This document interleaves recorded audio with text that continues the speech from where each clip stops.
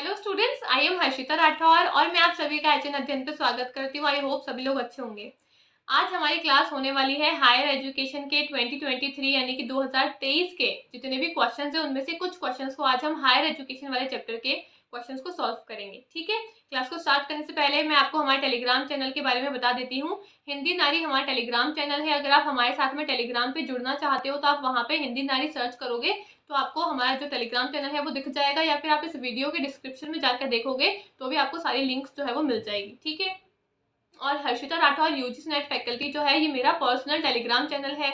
अगर आप मेरे साथ में पर्सनली कनेक्टेड होना चाहते हो टेलीग्राम पे तो आप मेरे पर्सनल टेलीग्राम चैनल को भी ज्वाइन कर सकते हो। आप सिंपली सर्च करोगे टेलीग्राम पे Harshita Rathore UGC net faculty तो आपको मेरा टेलीग्राम चैनल जो है वो दिख जाएगा। ठीक है, यहाँ पे मैं काफ़ी कुछ नई चीज़ें जो है वो अपलोड करती रहती हूँ। काफ़ी जो भी नए नोटिफिकेशन वगैरह आते हैं वो मैं यहीं पर ही अपलोड करती हूँ। कुछ भी अगर न्यू वैकेंसीज कहीं पर आई है उसके बारे में भी मैं बच्चों को यहीं पे ही अपडेट करती हूँ, और जो भी फ्री मटेरियल मेरे को देना होता है बच्चों को वो भी मैं मेरे टेलीग्राम चैनल पे पोस्ट करती रहती हूँ। ठीक है, तो ये आपके लिए काफ़ी ज़्यादा बेनिफिशियल हो सकता है। तो अगर आप इंटरेस्टेड हो मेरे साथ में पर्सनली कनेक्ट होने के लिए तो आप Harshita Rathore UGC net faculty search करके मेरे साथ में जुड़ सकते हो। ठीक है, अब आज की हमारी क्लास को शुरू करते हैं हम फटाफट से। आज हम हायर एजुकेशन के क्वेश्चंस को सॉल्व करेंगे और जितने भी क्वेश्चन हैं आपके 2023 के ही सवाल रहने वाले हैं। क्वेश्चन चाहे वो इजी भी होंगे लेकिन कुछ क्वेश्चन आपके टफ भी होंगे। ठीक है, तो हम क्लास को शुरू करते हैं। सबसे पहले हमारा क्वेश्चन है ना, दो कथन दे रखे हैं, हमको बताना है कि कौन सा सही है कौन सा गलत है। ठीक है, पहला कथन क्या बोल रहा है? According to NEP 2020 at present investment in research and innovation in India is only 1% of GDP.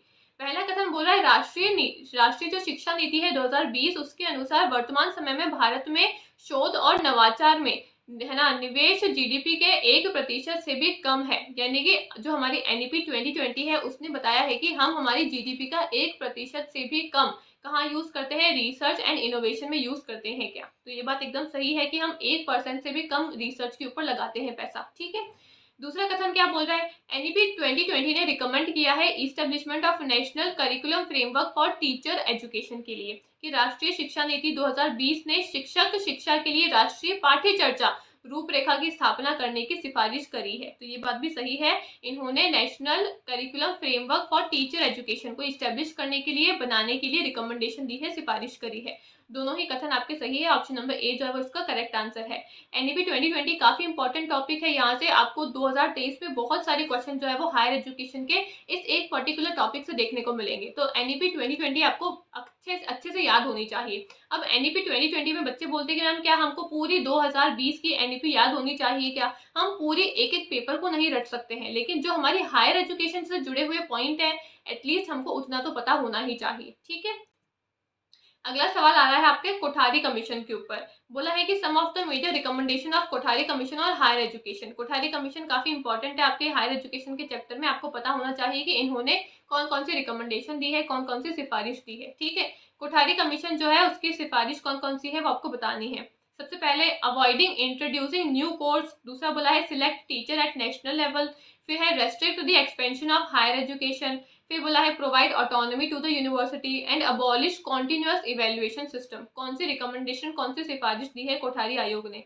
नए पाठ्यक्रम प्रारंभ करने से बचना है हमको, शिक्षकों का चयन जो है वो राष्ट्रीय स्तर पर होना चाहिए, उच्चतर शिक्षा के विस्तार पर प्रतिबंध लगाना है, विश्वविद्यालयों को स्वायत्तता प्रदान करनी है, ऑटोनॉमिटी प्रदान करनी है, और सतत मूल्यांकन प्रणाली को समाप्त करना है। तो ऑप्शन नंबर आपका जो कथन बी है, कथन सी और कथन डी ये तीनों सही है। बाकी ए ऑप्शन गलत है आपका और ई भी गलत है कि हमको है ना इवैल्यूएशन सिस्टम को हटाना है, मूल्यांकन प्रणाली को समाप्त करना है, ऐसा भी नहीं है, और हमको नए कोर्स को अवॉइड करना है इंट्रोड्यूस करने से, ऐसा भी नहीं है। तो दोनों ही कथन आपके गलत हो जाते हैं। ऑप्शन नंबर बी, सी और डी इसका सही आंसर है। ठीक है, यानी कि सी वाला जो ऑप्शन है वो इसका सही आंसर आता है। ठीक है, जितनी भी रिकमेंडेशन दी है आपकी राधा कृष्णन कमेटी ने, आपकी मुदलियार कमेटी ने, कोठारी कमीशन ने, फिर आपकी हंसा मेहता कमेटी आई थी, एक भक्त वत्सल कमेटी आई थी, ये सभी आपकी इंपॉर्टेंट कमिटीज है जहां से आपको एग्जाम में क्वेश्चन देखने को मिलेगा ही मिलेगा। तो इनकी जो रिकमेंडेशन है जो इंपॉर्टेंट वाली है वो आपको पता होनी चाहिए। ठीक है, अगला सवाल क्या बोल रहा है? तक्षशिला यूनिवर्सिटी के ऊपर है। तो यूनिवर्सिटीज जितनी भी आपकी दे रखी है हायर एजुकेशन में,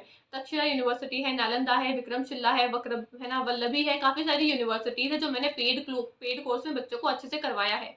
तो जितनी भी यूनिवर्सिटीज है वो आपको पता होनी चाहिए। यहाँ पे तक्षशिला यूनिवर्सिटी से क्वेश्चन आया है कि Takshashila was one of the chief centre for imparting, यानी कि तक्षशिला निम्नांकित किस प्रकार की शिक्षा प्रदान करने के लिए मुख्य केंद्र था। तक्षशिला जो है वो किसका मुख्य केंद्र है? वेटरनरी साइंस का, ट्रेड एंड कॉमर्स का, है ना, इंटरनेशनल रिलेशंस का, या फिर मेडिकल साइंस एंड सर्जरी का।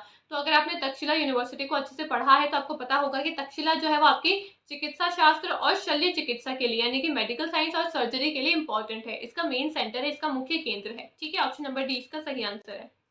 अगला सवाल क्या बोल रहा है, नॉन कन्वेंशनल लर्निंग जो होती है आपकी, गैर पारंपरिक अधिगम जो होते हैं, इसके लक्षण कौन से हैं, इसके कैरेक्टरिस्टिक्स कौन से हैं, वो आपको बताने हैं। ठीक है, अब आपके पास में एक तो होती है पारंपरिक, यानी कि इसको हम कन्वेंशनल कहते हैं, एक होती है गैर पारंपरिक जिसको हम नॉन कन्वेंशनल कहते हैं। अब नाम से समझ में आ रहा है, पारंपरिक यानी कि जो कि पुराने टाइम पे चलती थी, जब हम क्लास में जाते थे, टीचर हमारे सामने क्लास के, है ना, ब्लैक बोर्ड पे खड़ा होकर एक एक चीजों को लिख लिख के पढ़ाता था, तो वो थी हमारी ट्रेडिशनल एजुकेशन सिस्टम, यानी कि पारंपरिक हमारा, है ना, एजुकेशन का सिस्टम था।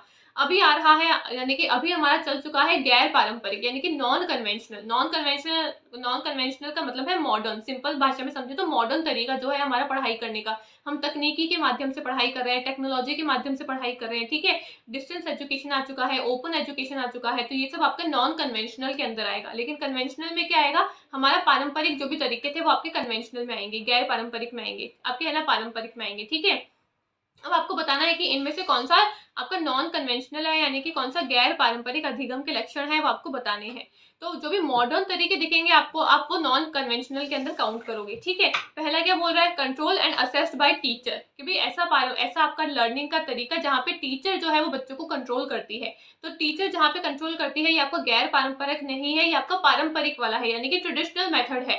मैंने आपको टीचिंग एप्टीट्यूड में पढ़ाया हुआ है टीचर सेंटर और लर्नर सेंटर। टीचर सेंटर जहाँ पे टीचर जो है बच्चों को कंट्रोल करती है, तो ये आपका पुराना तरीका है पढ़ाने का, तो ये आपका गलत हो जाएगा। ठीक है, ए आपका, इसको गलत कर दो, जहाँ पे भी ए आ रहा है उसको एलिमिनेट कर दो, तो दो ऑप्शन चले गए, अब सिर्फ दो ही बचे हैं, 50-50 का खेल है। ठीक है, दूसरा क्या बोल रहा है, लर्नर ओरिएंटेड है, यानी कि अधिगम करता उन्मुख है, बिल्कुल सही बात है भाई, मॉडर्न है तो बच्चे अपने हिसाब से पढ़ाई करेंगे, बिल्कुल सही है। बेस्ड ऑन लेक्चर मेथड, ये व्याख्यान विधि पर आधारित होता है, नहीं, लेक्चर मेथड हम पुराने तरीके में यूज करते थे, यानी कि पुराने जमाने में जो पढ़ाई करते थे, जो आपका पारंपरिक अधिगम था, वहां पे हम लेक्चर मेथड का यूज करते थे, व्याख्यान विधि का यूज करते थे, तो ये भी आपका गलत हो जाएगा। सी को भी हटा दो, अब सी भी चला गया। ठीक है, अब बाकी के जितने भी है आपके नॉन फिक्स्ड करिकुलम हो गया, कॉस्ट इफेक्टिव भी ये होता है, यानी कि लागत प्रभावी भी होता है, कोई नियमित पाठ्य चर्चा भी नहीं होती है, यहाँ पे बच्चों के अनुसार हम पाठ्य चर्चा को तैयार करते हैं, करिकुलम को तैयार करते हैं, इसलिए यहाँ पे कोई भी फिक्स्ड पाठ्य चर्चा नहीं होती है। तो ऑप्शन नंबर बी, डी और ई, यानी कि बाकी के तीनों सही है, लेकिन ऑप्शन नंबर जो आपका, है ना, ए है वो गलत है, और सी जो है लेक्चर मेथड वाला वो गलत है। ये दोनों आपके हैं कन्वेंशनल वाले, लेकिन सवाल में पूछा था गैर पारंपरिक, यानी कि नॉन कन्वेंशनल। ठीक है, तो ऑप्शन नंबर सी इसका सही आंसर है। अगला सवाल क्या पूछ रहा है, हमसे बोल रहा है कि फुल फॉर्म बतानी है हमको NHERC की। NHERC का पूर्ण रूप क्या है, इसकी फुल फॉर्म क्या है, वो आपको बतानी है। तो NHERC की फुल फॉर्म होती है national higher education regulatory council. National higher education regulatory council ऐसी काउंसिल है जो आपके हायर एजुकेशन को रेगुलेट करने का काम करेगी। क्या करेगी, रेगुलेट करने का काम करेगी। ठीक है, ऑप्शन नंबर ए इसका सही आंसर है। अगला बोल रहा है कि policy of privatisation of higher education begin, यानी कि जो आपकी, है ना, उच्च शिक्षा में निजीकरण की नीतियां आई थी, वो कौन सी पंचवर्षीय योजना से शुरू हुई थी, आरंभ हुई थी। First 5 year plan, second, third, है ना, सॉरी, थर्ड, सिक्स्थ या फिर 8th 5 ईयर प्लान। तो 5 ईयर प्लान जो है, पहले हमारे 5 ईयर प्लान चलते थे, जब हमारे पास में प्लानिंग कमीशन था तब हमारे पास में 5 ईयर प्लान थे, यानी कि हम 5-5 सालों का प्लानिंग करते थे, और उन 5 साल में किस तरीके से हमको विकास करना है उसके बारे में हम प्लानिंग करके उन 5 सालों की डेवलपमेंट के लिए काम करते थे। लेकिन अभी जो है नीति आयोग आ चुका है, प्लानिंग कमीशन को रिप्लेस करके अब नीति आयोग आ चुका है, जो कि 5 ईयर प्लानिंग पे फोकस नहीं करता है, वो शॉर्ट टर्म, मिड टर्म और लॉन्ग टर्म पे फोकस करता है। शॉर्ट टर्म जहाँ पे हम 3 सालों के लिए प्लानिंग करते हैं, मिड टर्म जहाँ पे हम 5 सालों के लिए प्लानिंग करते हैं, लॉन्ग टर्म जहाँ पे हम 7 सालों के लिए प्लानिंग करते हैं। तो ये आपका नीति आयोग से जुड़ी हुई कुछ बातें हैं, अगर एग्जाम में आती है तो आपको पता होनी चाहिए। ठीक है, तो यहाँ पे पूछा है कि, है ना, प्राइवेटाइजेशन जो हमने करा है हायर एजुकेशन में, वो कौन से पंचवर्षीय योजना से हमने शुरू करा है, आरंभ करा है। वो हमने करी थी 8th 5 ईयर प्लान से। टोटल 12 5 ईयर प्लान हुए थे, first to 12th 5 year plan, लेकिन जो 12वां था आपका वो बीच में ही फिनिश हो गया था, क्योंकि 2015 में नीति आयोग आ चुका था। ठीक है, तो 8th 5 ईयर प्लान के अंदर 8वीं पंचवर्षीय योजना के अंदर हमने प्राइवेटाइजेशन ऑफ हायर एजुकेशन को शुरू कर दिया था, आरंभ कर दिया था। ठीक है, अगला सवाल पूछा है आपसे, 2 कथन दिए हैं, बताना है कौन सा सही है कौन सा गलत है। पहला कथन बोल रहा है, constitution allow both central government and state government to enact law for the higher education system in India. संविधान केंद्र सरकार व राज्य सरकारों दोनों को ही भारत में उच्च शिक्षा हेतु विधियों में है ना अधिगम करने की अनुमति देता है। यानी कि कॉन्स्टिट्यूशन जो है हायर एजुकेशन में बदलाव करने के लिए या फिर कुछ भी है ना कानून नियम लाने के लिए स्टेट गवर्नमेंट और सेंट्रल गवर्नमेंट दोनों को ही है ना परमिशन दे रखी है, इसलिए दोनों को ही अनुमति दे रखी है संविधान ने, कॉन्स्टिट्यूशन ने। तो ये बात आपकी एकदम सही है। जो हमारी एजुकेशन है ना वो हमारी कॉन्करेंट लिस्ट के अंदर आती है। कॉन्करेंट लिस्ट में हमारी वो सभी चीजें आती है जिन पे स्टेट गवर्नमेंट और सेंट्रल गवर्नमेंट दोनों ही लॉ बना सकती है। तीन हमारी मेन लिस्ट होती है। एक होती है स्टेट लिस्ट, जिन स्टेट लिस्ट में जो सब्जेक्ट मेंशन है उनमें सिर्फ और सिर्फ जो राज्य सरकार है, जो स्टेट गवर्नमेंट है, वही कानून बनाएगी। एक होती है सेंट्रल लिस्ट। सेंट्रल लिस्ट में जो हमारे सब्जेक्ट मेंशन है वहां पे जो सेंट्रल गवर्नमेंट है, जो केंद्र सरकार है आपकी, सिर्फ वही उन पे कानून बना सकती है, राज्य सरकार नहीं बना सकती है। ठीक है। एक आती है कॉन्करेंट लिस्ट। कॉन्करेंट लिस्ट में जो भी आपके सब्जेक्ट मेंशन है उन पे स्टेट और सेंटर दोनों ही कानून बना सकते हैं। ठीक है। तो जो आपकी एजुकेशन है वो आती है आपकी कॉन्करेंट लिस्ट में, जहाँ पे सरकार आपकी है ना राज्य सरकार और आपकी केंद्र सरकार, आपकी सेंट्रल गवर्नमेंट और आपकी स्टेट गवर्नमेंट दोनों ही वहां पे कानून बना सकती है। तो इसलिए पहला कथन आपका सही हो जाता है। ठीक है। दूसरा क्या बोल रहा है, more than 75% of colleges in the field of higher education are in private sector. उच्च शिक्षा के क्षेत्र में 75% से अधिक महाविद्यालय निजी क्षेत्र में आते हैं। तो बिल्कुल सही बात है, आपके जो हायर एजुकेशन है वहां पे 75% से ज्यादा जो कॉलेजेस है, जो यूनिवर्सिटीज है, वो आपके प्राइवेट सेक्टर के अंदर आती है, आपकी निजी क्षेत्र में आती है। ठीक है। तो दोनों ही कथन आपके सही है। ऑप्शन नंबर ए इसका सही आंसर है। ठीक है। अगला सवाल क्या बोला है, अगेन आपसे कथन वाले दो क्वेश्चन बोले हैं। Purpose of higher education is to promote critical and creative thinking ability among the students. उच्च शिक्षा का उद्देश्य क्या है? उच्च शिक्षा का उद्देश्य विद्यार्थियों के बीच समीक्षात्मक व संजनात्मक विचारण और योग्यताओं का है ना संवर्धन करना है। यानी कि जो आपकी हायर एजुकेशन है उसका उद्देश्य क्या है, उसका ऑब्जेक्टिव क्या है? हमको बच्चों के अंदर क्या करनी है, क्रिएटिव थिंकिंग को और है ना जो हमारी क्रिटिकल थिंकिंग है उसको बढ़ाना है। ठीक है। तो ये बात एकदम सही है कि हायर एजुकेशन को क्या करना है, हायर एजुकेशन का मेन उद्देश्य ये है कि बच्चों के अंदर क्रिएटिव थिंकिंग लानी है और उनके अंदर जो क्रिटिकल एबिलिटी है उसको भी बढ़ावा देना है। ठीक है। दूसरा कथन क्या बोल रहा है, जो आपकी डीम्ड यूनिवर्सिटीज होती है वो अपना कोर्स जो है वो खुद डिजाइन कर सकती है, अपना सिलेबस खुद डिजाइन कर सकती है, लेकिन वो ग्रांट नहीं दे सकती है। यानी कि जो आपकी सम विश्वविद्यालय होते हैं, डीम्ड यूनिवर्सिटीज जो होती है, वे अपने स्वयं के पाठ्यक्रम व कोर्स कार्य को अभिकल्पित कर सकती है परंतु डिग्रियां प्रदान नहीं कर सकती है। तो ये बात आपकी गलत है। जो आपकी डीम्ड यूनिवर्सिटीज होती है, सबसे पहले तो समझो कि डीम्ड यूनिवर्सिटीज सम विश्वविद्यालय होते क्या है। ये ऐसे विश्वविद्यालय हैं जो कि अभी सेंट्रल गवर्नमेंट, जो आपकी सेंट्रल यूनिवर्सिटी है वो बनी नहीं है। सेंट्रल यूनिवर्सिटी जो है वो आपकी बनी नहीं है लेकिन बनने वाली है। अब सेंट्रल यूनिवर्सिटी, किसी भी यूनिवर्सिटी को अगर केंद्रीय की है ना विश्वविद्यालय बनना है, सेंट्रल यूनिवर्सिटी बननी है, तो कुछ क्राइटेरिया को फॉलो करना होता है। तो यूनिवर्सिटी जो है वो सबसे पहले बनती है डीम्ड टू बी यूनिवर्सिटीज, है ना, और डीम्ड टू बी यूनिवर्सिटीज बनने के बाद में ये सेंट्रल यूनिवर्सिटीज बनती है। तो अगर कुछ universities deemed to be university बन चुकी है, यानी कि अब ये डीम्ड टू बी यूनिवर्सिटी बन चुकी है, अब ये सम विश्वविद्यालय बन चुकी है, अब ये कुछ समय के बाद में जो क्राइटेरिया है उसको फुलफिल कर लेगी तो ये सेंट्रल यूनिवर्सिटी भी बन जाएगी। ठीक है। तो जो आपकी डीम्ड टू बी यूनिवर्सिटीज होती है ये खुद का सिलेबस भी तैयार कर सकते हैं, ये खुद का करिकुलम भी बना सकते हैं, खुद के लिए है ना कोर्स वगैरह भी खुद ही डिजाइन कर सकते हैं, और साथ ही साथ ये डिग्रियां भी ग्रांट कर सकते हैं। क्या कर सकते हैं, ये डिग्रीज को भी ग्रांट कर सकते हैं, ये डिग्रियां भी खुद ही प्रदान कर सकते हैं।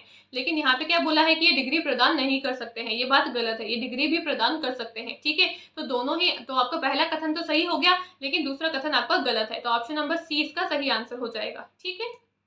अगला सवाल क्या बोला है, which of the following education commission of India noted that. निम्नलिखित में से भारत के किस शिक्षा आयोग ने यह कहा है कि if it is obvious then if higher education is not radically improved our administration and technical progress our intellectual standards and social advance will all to be most seriously handicap. यानी कि कौन से आयोग ने इस चीज के बारे में बात करी है कि यह सुस्पष्ट किया है कि यदि उच्चतर शिक्षा में अमूल्य मूल्य सुधार नहीं किया गया तो हमारा प्रशासन, तकनीकी प्रगति, हमारे बौद्धिक मानदंड और सामाजिक उन्नति आदि सभी गंभीर रूप से क्या होंगे, हैंडीकैप्ड होंगे, बाधित होंगे। ये कौन से आयोग ने ये बात कही है? तो आपका जो कोठारी कमीशन है, ठीक है, जो आपके कोठारी कमीशन है उन्होंने इस बात के बारे में बात करी थी। ठीक है, इस चीज के बारे में बात करी थी। अगला सवाल क्या बोल रहा है, दो कथन दिए हुए हैं, बताना है कौन सा सही है कौन सा गलत है।